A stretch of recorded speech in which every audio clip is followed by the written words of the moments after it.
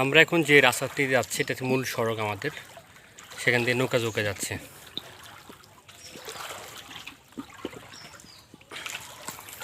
এটা হচ্ছে নোয়াখালী বেগমগঞ্জ উপজেলা একলাসপুর ইউনিয়নে, অর্থাৎ একলাসপুর বাজার থেকে রেললাইন অভিমুখে যে রাস্তাটা আছে সেইটা হচ্ছে সেই রাস্তাটা।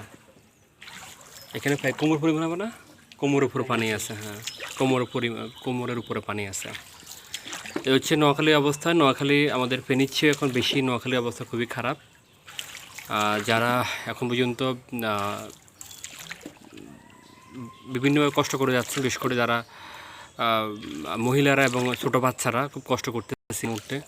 আমাদের জন্য দোয়া করবেন। যারা প্রবাসে আছেন তারা খুব চিন্তিত আছেন, দুশ্চিন্তে আছেন পরিবারের জন্য দিয়ে আপনারা চলে গেছেন বিদেশে, কিন্তু সে পরিবারটি আজকে খুব কষ্টে আছে।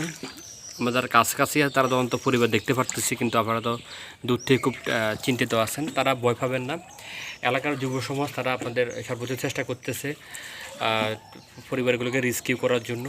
তো দোয়া করবেন ওদের জন্য, আমাদের নতুন প্রজন্মের জন্য। আসসালামু আলাইকুম।